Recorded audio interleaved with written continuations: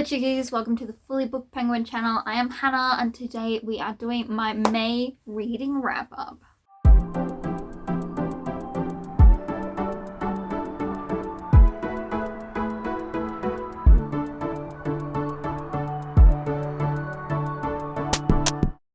Now I heard on the interwebs, I've seen around that long review videos do not do well on the internet.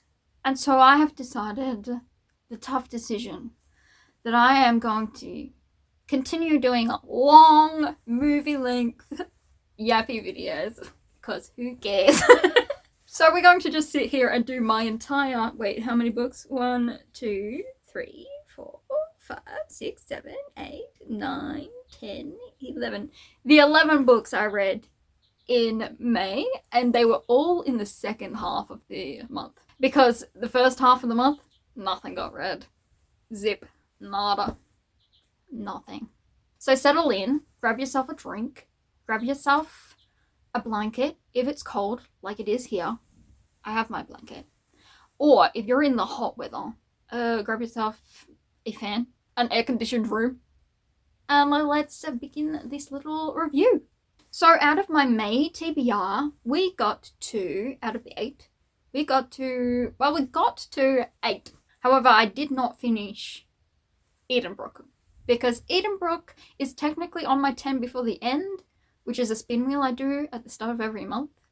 And I didn't technically get it on the wheel, but I chose it. And so it's just going to go onto that wheel. I did get probably a third of the way through, but it's going to go back on the wheel and I won't continue it. Maybe. If I see it there and it really annoys me that I've started it and haven't finished it, which could happen, we might continue it. But for now, I have plenty of books on June's TBR and I have other books I want to do for a video, which is separate from the TBR. So it's unlikely that I'll get to Edenbrooke this month, unless I just really knuckle down on the reading. Anyway, so we got to, 7 out of 8.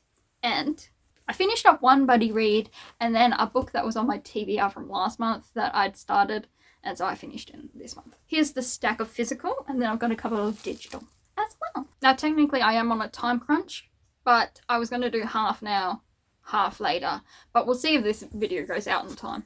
Probably not, to be honest. I've got a full-on afternoon. Let's start with the one that ran over from April. So we have Constance Lopez's Of Love and Law, which is a collection of short stories from her Caspian Chronicles world. So this involves some characters from those books. So you do have to read the 3 books in that series, and then also they suggest The Winter Prince, which is kind of a collection spin-off series. There are spoilers in this. But as someone who has read the Caspian Chronicles series, this is a fantasy YA. There is a bit of romance in it. So I think it's technically a romantasy, but I would say a fantasy romance. Because it covered so many different things and they're all spoilery to the main series, I won't go too much into what it was about, but I had a grand old time. I enjoyed my time. I did get to see Liam again, who's technically has black hair, and I always imagined him with blonde, and that's how he is. He's just a blonde in my head, but he is not. I do feel like each tale in this was carefully curated for it. There was one that I was hesitant about, but it's because you know what happens after it, so it's kind of a prequel-y book, and my anxiety kicked in for a little bit, and it's prevented me from reading it, even though it never got that bad. It wasn't that bad. And as I say, it's only a short story, so it's over quick. But yeah, I was like, I don't want to see this happen. So for those who loved the other series, this is a worthwhile collection to read through as well. And I ended up giving it 5 stars. I loved it. It was a good little read, fun little short stories. And yeah, good for the fans of Constance Lopez as well. I can go by genre, or I could continue just on the list of how I read them. Here's the thing, I don't actually know my audience. I don't know what you guys are reading. I don't know your taste. I don't know why you click on this video. Do you like the manga? Do you like the random period romances? Do you like the light novels? I love light novels, so I have a lot of them. So I don't know. But I do have down the bottom little time frames that you can suss out and see the reviews of. So you can skip over it. If you're not interested in, which one's next? Disney's Twisted-Wonderland, the manga, Book of Heartslabyul, Volume 3, which is here. Here it is. So there are a total of 4 volumes in this series, and this one is the 3rd. It is a fantasy academy. There is Yu, who is a kendo player. He's in high school, and one evening he's going home and he got picked up by this carriage, and he's whisked off to this magical academy where they have different dorms, which is based on each villain of the Disney series. And so we are currently focusing on the Queen of Hearts dorm, which is led by a warden who is a stickler for the rules, as in the crazy Queen of Hearts rules. Like when a hedgehog sneezes on the 5th day of the month, you must all take a sip of honey tea and nothing else. So pretty much that's how they came up with the rules. So they just went with whatever off the top of her head. She made it into a law that could off your head if you didn't follow them. So we do witness in this one the depraved spiral of the warden into just insanity. And so we are following Ace and Juice and you and the cat thing, Grim, is it? And they keep getting on the warden's bad side because they don't follow the rules. Mainly Ace. And so Ace is there like, these rules are dumb, you're a tyrant, you suck. And the warden isn't happy about that. And everyone else starts thinking, yeah, you know what? Ace fella, he's right. You are trash. And I'm there like, absolutely, agreed. So I wouldn't be helping out really, would I? Anyway, that's pretty much it really. We're just watching him spiral and them nag. And so he's currently not in a good place, is the warden. But no doubt we will fix that in the next volume. With some friendship, the power of friendship. But I gave it a 3 stars. I didn't love it. It was kind of flat. So as the warden's mentality unravels, things get pretty dark, like on screen, on page, because it's a manga. So there's a lot of dark pages. And I did feel that Yu didn't do much. As the main character, he's kind of a backseat there person. So I thought it would have been cooler if he had actually some guts and some drive to him, but he didn't. He was kind of just observing everything. Also, I hate a power dynamic where the person in charge, i.e. warden, lords it over those under him and bullies them pretty much in the name of being a good leader. And I'm like, you're not being a good leader, you're being a bully and abusive to those under you, which makes you a trash leader. And I hate that dynamic due to personal things, but also trash, straight in the trash. And so yeah, we'll have to see where the final volume goes. But yeah, I gave it 3 stars because we didn't really go anywhere. We just had the warden yelling at people pretty much. That was the volume, was warden yelling. Final volume is this month. I'm gonna get through it. So we'll see how it all wraps up. As in June. We're in June, so yes, it is this month. Good job, me. Alright, so yes, 3 stars for Twisted-Wonderland, Book of Heartslabyul, Volume 3. Next on the agenda, I don't have a review for, but that is Harry Potter and the Order of the Phoenix by J.K. Rowling. This is book 5 in the Harry Potter series, and it is a tome. A hefty tome with super long chapters. I'm trying not to comment on super long chapters anymore because I feel like my books have fairly long chapters, but not as long as this, okay? Not as long as this. That's when you know you've gone too far, if it's as long as Harry Potter books chapters. What do I have to say about Harry Potter? Oh, what's it about? You all know what it's about. It's not a mystery. It's about a kid goes to this wizarding school. Well, he finds out that he's a wizard. He's an orphan. His parents were killed by a big dastardly wizard who disappeared at the time the dark wizard attacked Harry and his parents. And then he goes to school at this wizarding place that has severe OHS problems. And really is the most dangerous place on earth. And that's where these wizards send those kids. And so in this one, we are following Harry, depressed Harry, as he angrily puts up with everyone and their tauntings, their bullying. This school is also full of bullies, by the way. OHS bullies, really. No good parents should send their kids here. Stuff happens at the school. There is a lot to do with the Ministry of Magic, who are corrupt, as many governments are. They're all see no evil, hear no evil, speak no evil, except they're speaking a lot of evil, and they're just ignoring everything else that's happening, all the evidence. And it makes it annoying because we have a new teacher, headmaster, warden person. What's with these wardens? Anyway, who is trash and abusive. And nothing ever happens about that, by the way.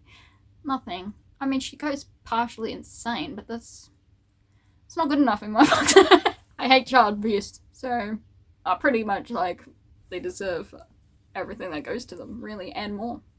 Which is why I don't like the Dursleys in this either. His aunt and uncle and that. They deserve way more than they get as well. Anyway, so child abuse, dangerous, and a bit of sadness near the end. But it's all a little bit disjointed. You get clues, and then it's all like you get this announced, and then all of a sudden you don't speak of it for the rest of the book until, like, back here, and it's like, oh yeah, that happened. And you're like, what? I wanted to delve into that. Why didn't we research that earlier? There was a lot going on, to be fair, but yeah, I felt it was very disjointed. But it did go into a lot of serious themes as well. It touched on things that probably children wouldn't get, to be honest. It's more like, as an adult, you see the patterns in it to society. But yeah, it was a very long book, so... Otherwise, yeah, I gave it a 3 stars. I pretty much give every book in the series 3 stars. I don't really think that much on it. But I'm glad we're past this tome, and we can move on to the final 2 books. Ooh, the next one is a fun one. It is one that if you like light novels, Korean light novels, and you're part of that online web novel community, you'll know this one, you'll recognize this one, because it's very popular on the interwebs, and that is Sing & Song's Omniscient Reader's Viewpoint. And this is novel number 2. This is a dark urban fantasy that's a bit lit RPG, and it is sort of not apocalyptic. Is apocalyptic? Anyway, the main character, Kim Dokja, he is a person, he loves this light novel series on the interweb, a web series, and he's the only one that reached the end of this super long web series. And the world suddenly morphs, like he's on the train, and the thing that starts the start of the web novel happens. And so he is dropped right into the beginning, but he has special powers because he reached the end of the web novel. So he knows what's going to happen, kind of thing. So these alien goblin creatures have invaded Earth and have warped it into this world where you have to fulfill their quests. And their quests are brutal. It's sort of to kill people or to take over an area and by, murder. Mayhem. Then you've got these sponsors that are like the audience, and so the audience will give you money and resources if they find you amusing. I think a Western alternative would be Dungeon Crawler Carl or whatever it is, but this one doesn't have that crude level of humour that I think the other Matt somebody. Anyway, Carl's world. So our lad has been gathering resources. He has a few allies now that he's making into his team, and he's still following around the main character of the web series. I did like this volume more than the first. The first felt almost more brutal, whereas now it's kind of feels more like a game, which I know is terrible. But also by this time I knew what I was getting into. So I knew the world, I knew what was happening. I was like, okay, we know I can detach from the morality of the moment. You do have to do that a little bit because none of this is great. If it happened in real life, that would be terrifying. If you're fine with Hunger Game-esque stuff, you'd probably be fine with this. One of his team is Gil, and I mean, at the moment, he is pretty cool. He's like a little brother figure. Hopefully they don't warp him. Hopefully he stays just a little brother sort of aura. I mean, he's strong because he's in this messed up, twisted world, but I like him as the little brother figure in this story. Also, his powers are pretty cool. However, due to the perpetually twisting scenarios and world, no one has a very high moral compass. Everyone's a bit darkly twisted. So you can't really attach yourself too much to the murderous ones. And to be fair, I don't think Dokja has attacked anyone who hasn't first attacked them. He only kills those that come at him to be killed. at this point. There was also this movie poster portal scenario, which was cool. Now, in this translation of it, they don't mention many of the movies unless they're kind of very old movies, so they don't. I think it's Gundam and just tons of other famous films. They kind of allude to it, but they don't go into titles or anything, probably for copyright reasons. But in the web novel, the fan translated work, I believe they do list off the movies, and so that's like your geeky moment. But it doesn't do it in this probably because of copyright, to be honest. I think it's fairly obvious, but when you're writing a book, you can't name drop brands just willy-nilly, because that is copyrighted material, the name even. So people who have put Taylor Swift songs, technically they need to do something, find some sort of copyright cover in order to do that. Other than for things that are super old and outside copyright laws. By this point, I am kind of just going along for the ride. I'm not trying to figure anything out. I'm just there. I figure out when they figure it out. I am a very predictive reader, as in I try to predict things and see where it's going, which is a double-edged sword, because sometimes I'm like, ooh, this is going to happen, how cool. And other times I'm like, oh, they're just going to follow the very generic, predictable path, and it's not super likable. If it's not likable path, I'm like, oh, this is going to hurt to read. So it's a double-edged sword, as I say. However, in this one, I just turned off my brain pretty much, and I was just enjoying the story and the chaos. But as I say, it's not morally right-wheeled or anything. It's apocalyptic, and I'm sure there's another word for it. But yeah, it's a twisted world. But more twisted than Twisted-Wonderland. Two different kinds of twisted right here. This one, way darker. But I am excited for future volumes, which after the first one I wasn't sure, but then after this one I'm like, I'm in the world now. I want to see where Dr. goes. Because he's so overpowered, I can just trust him to always make good decisions.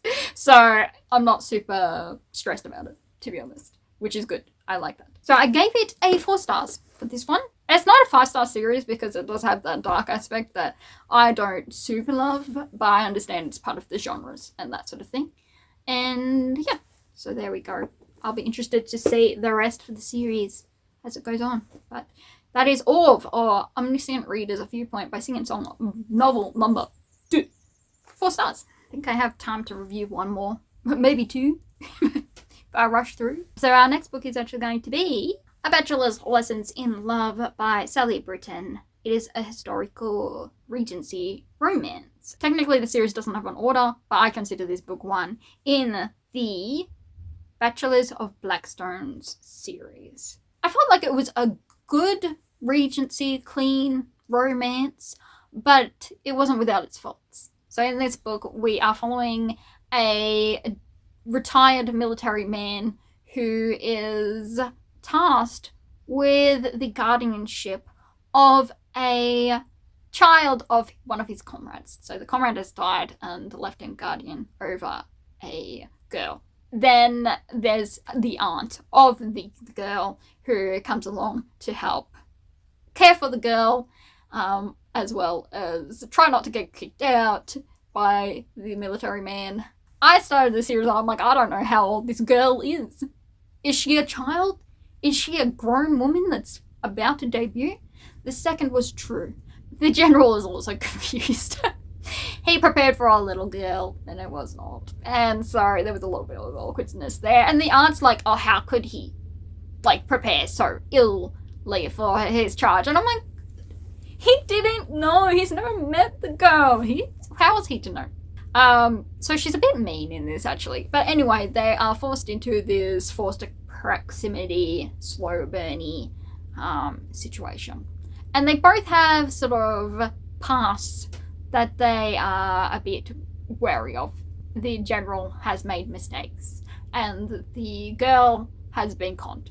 And so there's their past that they have to grapple with, as well as trying to work in a society that they're both outcasts or from, to let their charge debut in society. So I was fairly enjoying the journey. I was just going along, seeing them slowly gather a relationship. As I say, the FMC, the aunt, had very snappy, sort of on attack, protective, but towards the general who was just kind of trying to help. He was just a good little lad. And so it did make her a little frustrating because she was so just insufferable with her thing against this general who had never did anything wrong other than prepare for a child because he didn't know how old this girl was. And that's more I would go, oh, the poor thing. He got the wrong information. Let's just smooth this over and work together to fix that. But she didn't have any grace to her at all, or understand it. And you know the FMC, it comes from like an insecurity, but she states her insecurities as facts when they are not true. They're just her insecurity. But she's quite stubborn in that, even though she knows she's insecure. So yeah, she's not very moldable. And then the side characters, they're lovely, and Blackstone's is as wacky as ever. It's very, very strange place. Things went a little awry with the ending because it was just super squished time frame, which I kind of understood why they needed a squish, but it was just too. It was nothing romantic about it. Should I say spoilers? I am just yapping. Should I tell you? Should I let you know? There may be a confession of love between two people who may be the main couple or may not. They go from, oh, we do share feelings. These feelings are shared. Next weekend, married. I hate marriage. Sorry. I like that time where they're engaged and can just be in love. Like, or if they have a little bit before they get engaged, where they're just a couple, they're getting to know each other, but they know each other's feelings by that point. So they are actively working towards, yes, we both care for each other, and this is what we want for the future. Let's talk about that a bit so we have a more substantial thing so that none of us are rushing in. I don't mind if there's a shorter gap between engagement and wedding when they know each other before the engagement. But when it's just like, whoa, we love each other, married, insufferable. So unromantic. Anyway, there's also another situation with the charge, and I didn't really love how that ended either. I believe it's in the epilogue, but I consider the epilogue part of the book, which everyone should. It is part of the book. It's just called an epilogue. Yeah, it kind of messed up my matchmaking skills, and I wasn't super happy about it.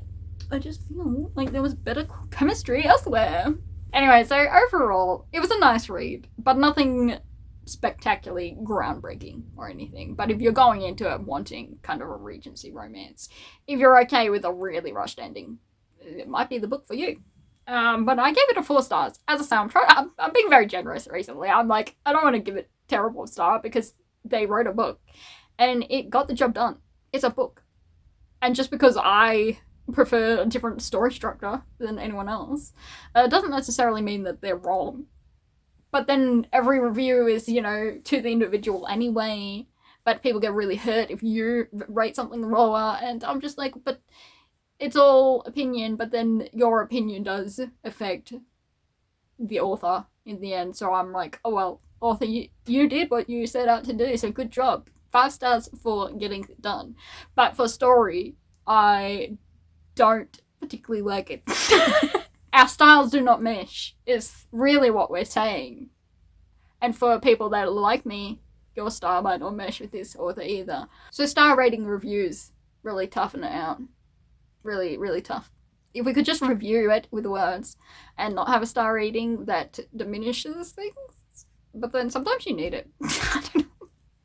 I don't know what I'm yapping at. Ever since I became an author, I've become very sensitive to these topics. So 4 stars for A Bachelor's Lessons in Love by Sally Britton. Good job, Sally. You made a book. It was entertaining.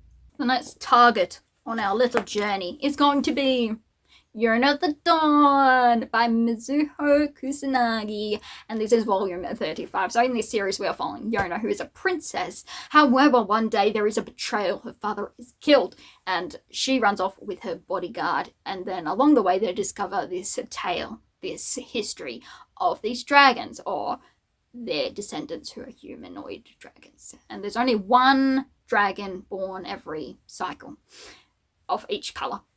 So blue dragon, yellow dragon, green dragon, and blue dragon.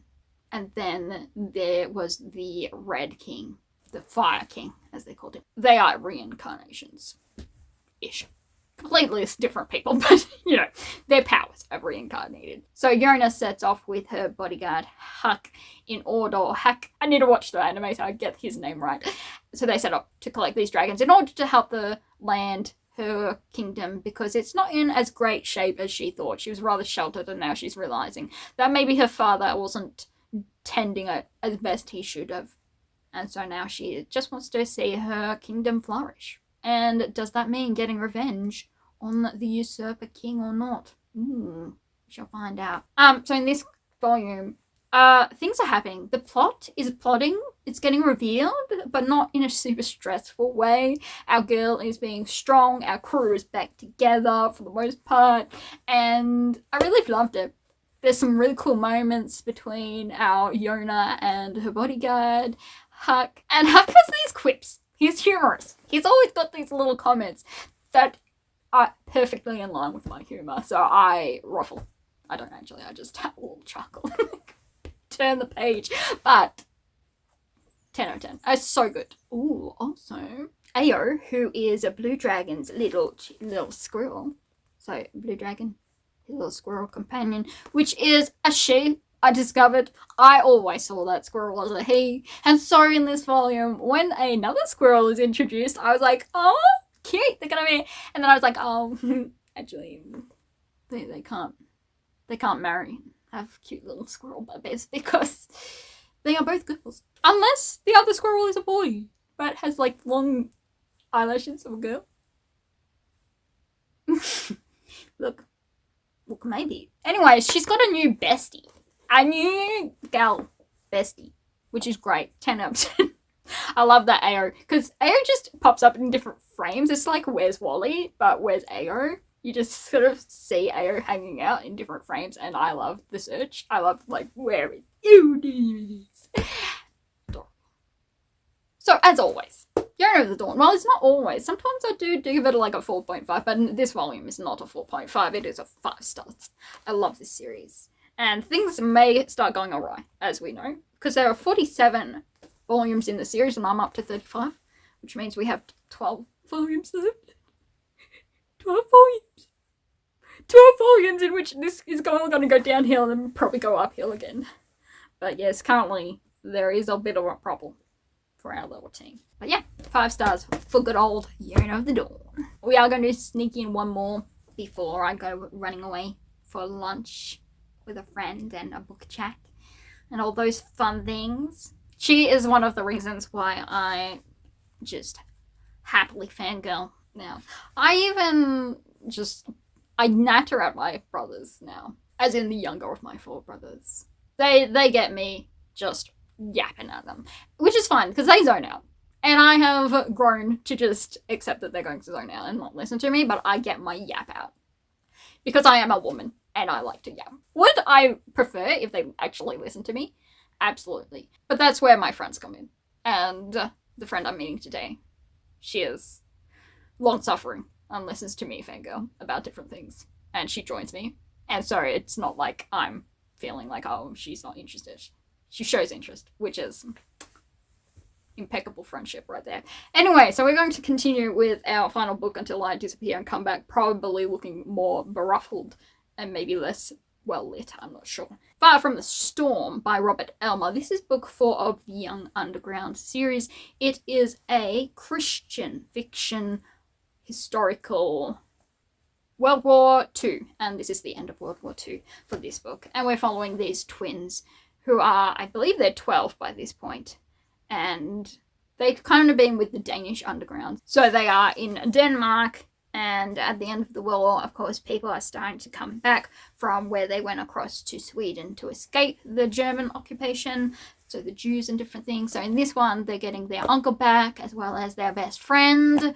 So over the previous 3 books, they've kind of been helping out these different people. So the uncle and the bestie is coming back. Look, this wasn't my favourite. There is a bit of a mystery about who's trying to burn their uncle's boat and sending threatening letters to them, which obviously it's a middle grade. Sorry if I didn't mention that, middle grade. So the mystery is fairly simple to suss out for an adult. But for kids, I'm sure it's intriguing. I remember it being intriguing as a kid. And so we have, this thing of happiness that the family and friends are returning, but also this sort of struggle with forgiveness of the Germans.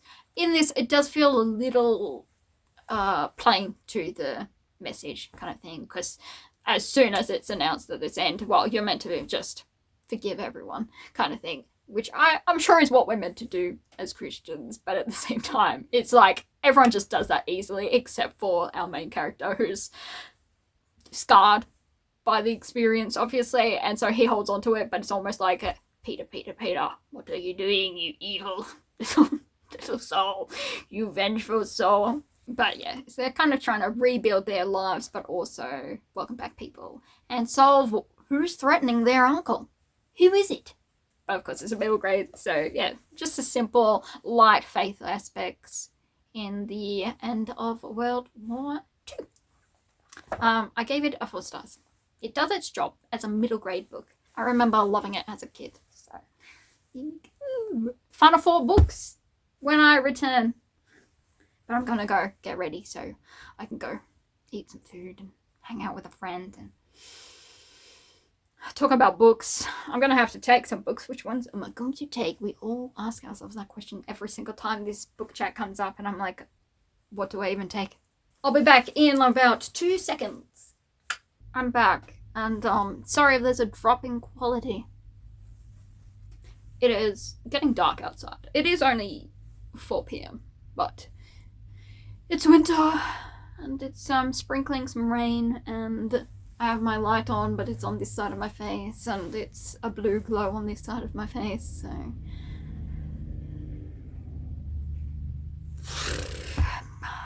Okay, so technically our 4 books are only 2 books, because the next 3 are all part of the same series. It's just different volumes of Skip Beat by Yoshiki Nakamura, and these are volumes 28, 29, and 30. And in this series we are following Kyoko, who is betrayed by a childhood friend, and so she decides to join the entertainment industry to garner her revenge by whooping him in the entertainment field. However, she can't sing, and he's a singer, so she joins acting. Turns out she's really good at it, and very quickly she forgets her revenge in her pursuit of an acting career. And there is a acting senior who, well, senior as in her senior in the industry. He's not senior as in old. He is a couple years older than her, and he at first is a bit begrudging of her because she's in it for revenge, but very quickly they rekindle a friendship and maybe more. It's a very slow burn manga series, and it's contemporary, so acting, entertainment, all those fun things. But she really gets into her roles. She really lets them take her over, and it's hilarious. For those wanting to read Skip Beat or don't want spoilers of Skip Beat, I'd probably skip forward because we're into the series now. There's certain spoilers. 28, 5 stars, a 4 stars for 29, and a 5 star for volume 30. Just in case you wanted to skip these possible spoilers. I don't know yet. I haven't spoken about it. We start with volume 28. And in 28, we get a lot of Ren backstory. So we are diving into his dark past because Ren may not be who he claims to be. He may be an actor acting as an actor. Which is funny because the role he's currently in, that makes him an actor acting as an actor who is acting as an actor who is acting the role of a serial killer. Anyway, so he delves into his dark past. He has to confront that. And so there's an accident. He freezes up, and Kyoko has to be there to pull him out of it. But we get, quite a... Do you mind? What is your point in driving back and forth past my house? Are you stalking me? So we get a glimpse into that. Of course, it's 5 stars. It's excellent. I love getting Ren's backstory. It adds so much depth to him, and Kyoko is just a sweet bean as ever. She is so loyal and loving in all her sort of non-romantic love. But it's the romance that she struggles with, obviously, after the betrayal of the century. Also, our girl might be coming to a realization which scares her. Which brings us to volume 29. Now, this one, it does feel a little bit like a filler episode, but we're also wrapping up Dark Moon, which is a role she acted in with Ren. And so they're wrapping that at a wrap party, and of course there might be some jealousy, only this time, most of Ren's jealousy is kind of, you know, a bit of amusement. But this time I feel he went a little too far. His response wasn't very gentlemanly, and wasn't very nice towards a woman he claims to love. Because he uses his reputation and the name of the president and her role as an actress to berate her. Even though he's not really in a place to threaten her with these things, but he uses it because it's the only way he feels he can make her listen to him about men. Also, you really get to see, some people don't like this thing because Kyoko seems like a bit ditzy, but I really think it's the character. She is a little bit self-conscious. She doesn't think highly of herself because of her past. And it's all explained in her past and her past relationships. So really, it's in track with what she believes about herself and what she believes of others. And so I don't find it annoying. I just see it as a product of this past that it would be weird if we just forgot about it, like she was cured. That doesn't make sense. People don't heal that quickly. So I actually still like that. She's a little bit slow to come around to romantic things or sort of the motives of others. It's understandable. My little redhead is not her fault. It's the card she's been dealt, okay? She doesn't have the best self-esteem and self-belief, okay? She has that innocent soul that we must protect. And unfortunately, Ren is protecting, but he's also in love. So, and as I said last time I was doing the last 3 volumes, they are starting to introduce more mature themes. But also, as this series has been released, the audience has grown up. So the audience, the author has hooked on this series. They are able to deal with this slight. As I say, nothing too huge. Just a little bit more mature. So I gave 29 a 4 stars. Just simply because Ren didn't handle it great. And so I didn't love that. I was like, Ren, I know you're just a lad yourself. But we don't do that. We don't do that. And then finally we have volume 30. So we get into Ren. We get him acting as an actor, acting as an actor, acting as a serial killer. So the serial killer role has begun, and so has Kyoko's role as this sibling of the actor who's acting as the serial killer. Twisty-turny. It's weird because she's not actually Ren's sibling, and she needs to be there in order to calm him down and get him back into a state of mind that isn't murdering. Which may take hugs. Okay, it may take lots of hugs. And Ren might stand around in corridors waiting for Yoko to show up, okay? But in a cute way. He's very puppy dog-esque when he's down. But yes, we do get more of Ren's dark past. It starts showing more detail and what happened. There was a certain incident. So we're getting more of that, and then Kyoko, of course, is witnessing this, and she doesn't know of Ren's past, of course, but she's like, something's wrong here, and I don't think it's wrong with the acting that Ren is doing. I think there's something wrong with Ren. This isn't the Ren I know, but it's also not the acting role he's meant to be playing either, so who is this? Who am I seeing here? And so she has reached out to Yashiro, who is Ren's manager, to get answers. However, as we all know, Yashiro, he has a little tricky problem where if he touches an electronic with his hands for longer than 10 seconds, bare hands, it breaks. So he may answer the phone. He's like, yes, I'm here for you, Kyoko. What is it? And it does. So she's turning to a different avenue, and that's where we end. Everything's up in the air. Everything's going. Everything's happening. She's seeking advice. She's also acting. Ren is 17 different personalities all at the same time. It's entertaining. 100%. A little bit cute, a little bit romantic, a little bit funny, a little bit dark, a little bit Matilda. Just as much. That's where we're up to. And Skippy. Skippy. Just to reiterate, it is 5 stars for 28, 4 stars for 29, 5 stars for volume 30. As I say, it's late in the day. I've just come back from a day of festivities and fun, and so my little brain cell, it's been running a little marathon, so it's slowly running out. But we have one more book to go. The Games of Enemies and Allies, Book 2 in the Magic on Main Street series by K.M. Shea. Okay, this is a urban fantasy supernatural romance. And in this one, we are following Jade, who is a vampire hunter. And she has actually split off from her hunting family to go to Magiford to join their, supernatural police force, pretty much. And she is beloved by her thing, but she also has social anxiety, so she doesn't get really close to people. She doesn't make friends easily, and her team around her all seem to treat her with respect, like she's like, whoa, that person in charge, rather than a comrade. And she is saddened by this. She doesn't know why they are treating her in such a fashion.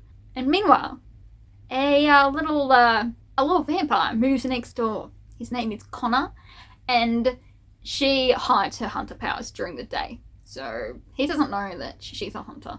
And he is actually, at night, she doesn't know this, is an elder vampire.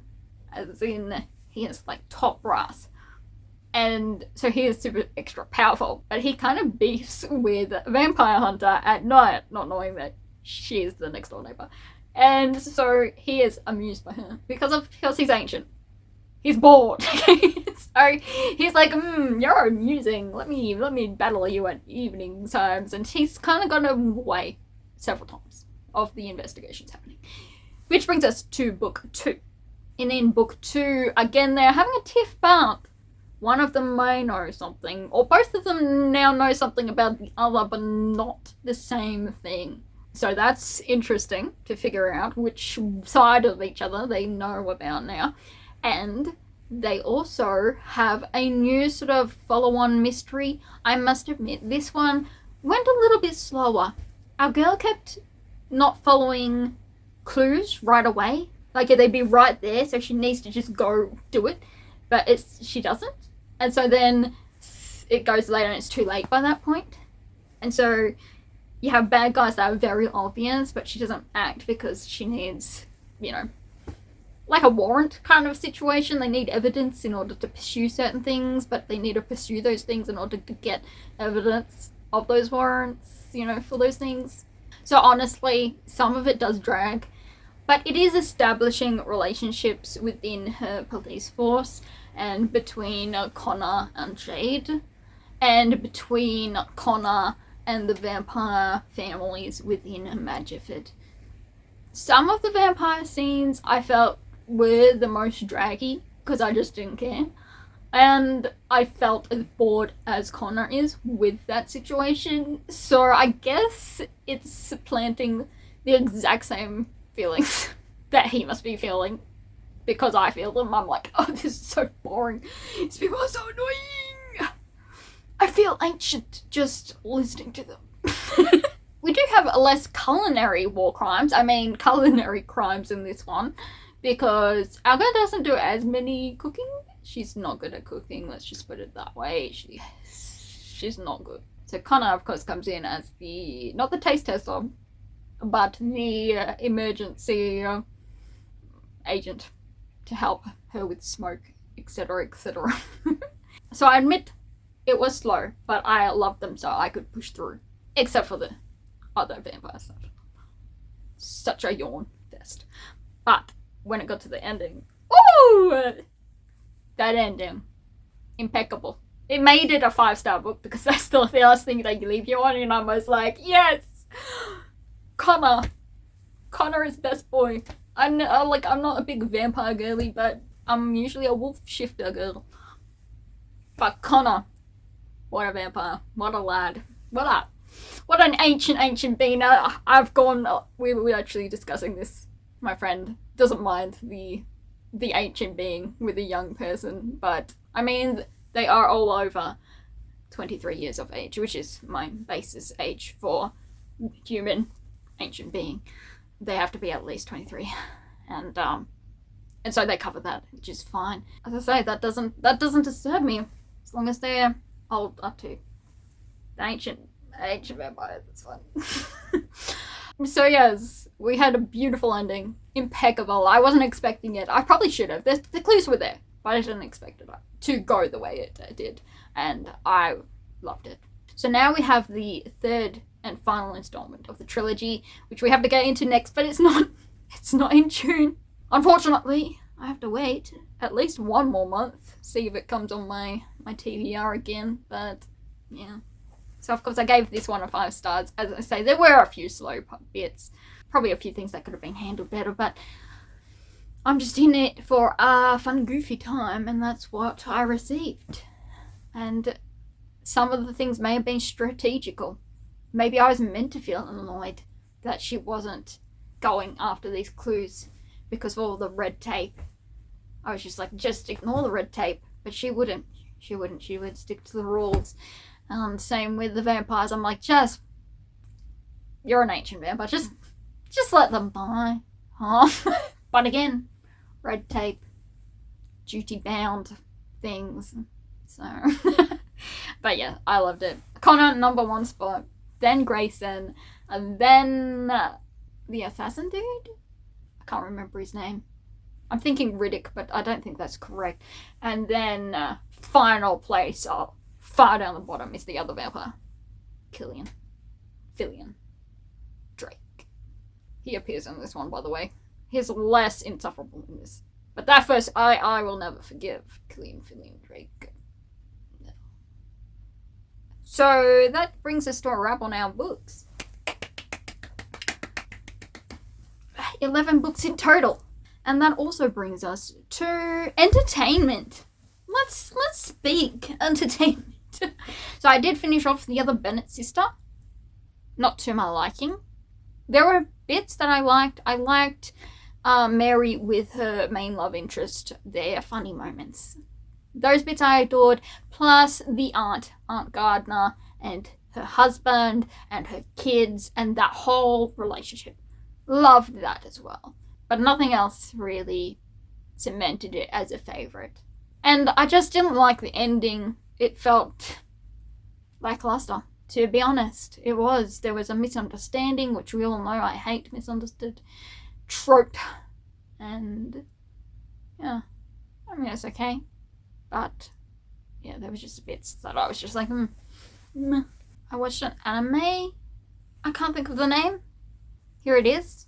Anyway, it was good. It was a very shoujo romance, but that's exactly what it is. So it's good that it hit that mark.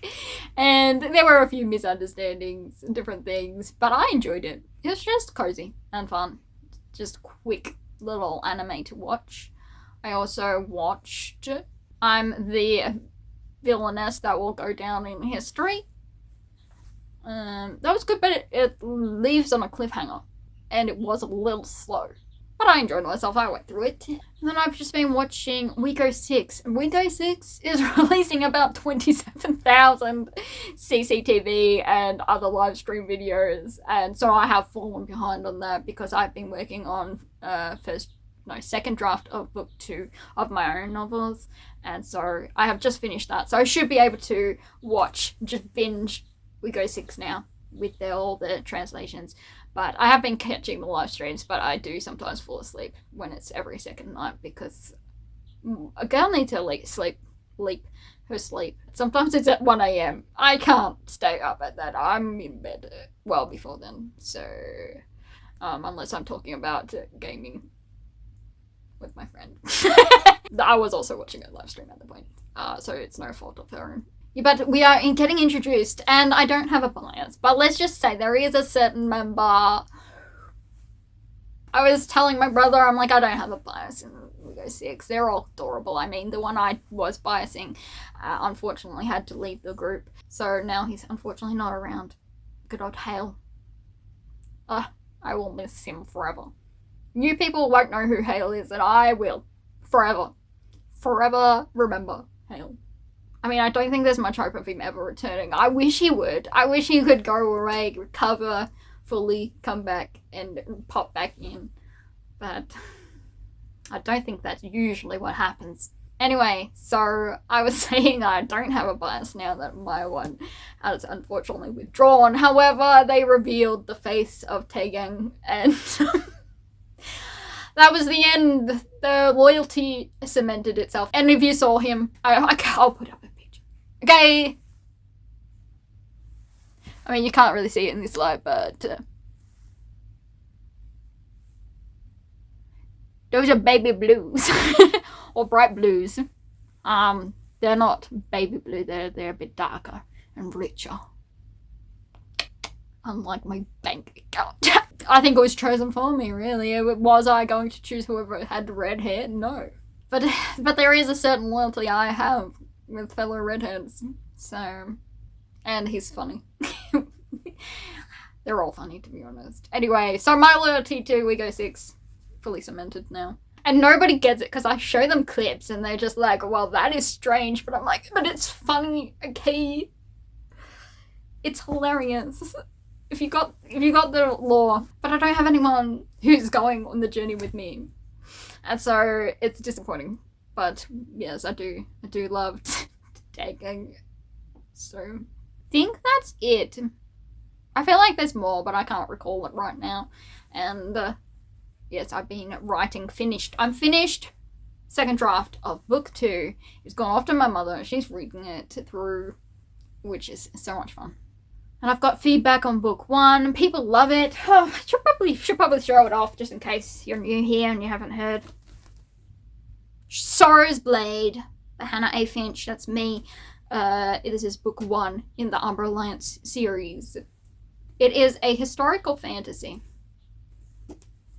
It's got humour. It's got found family.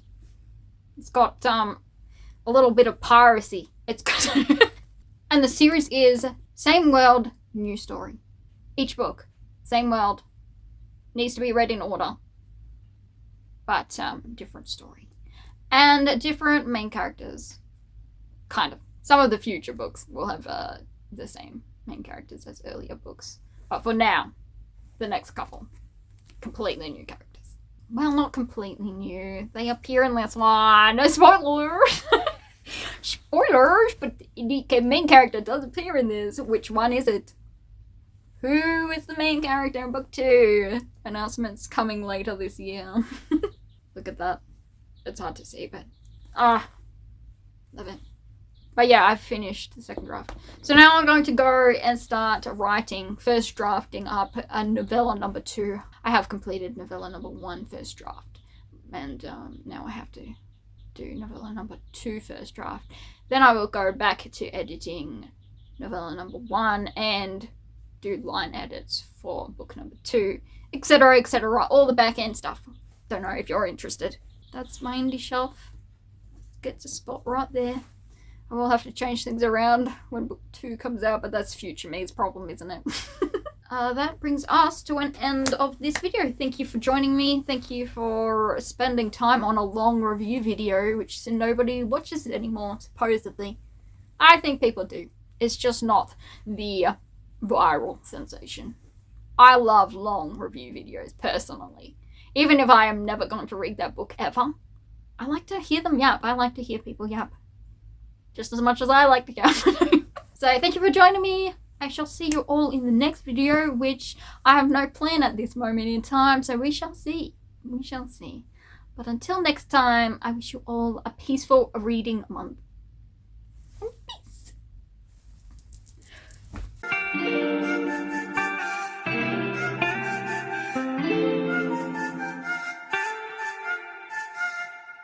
1226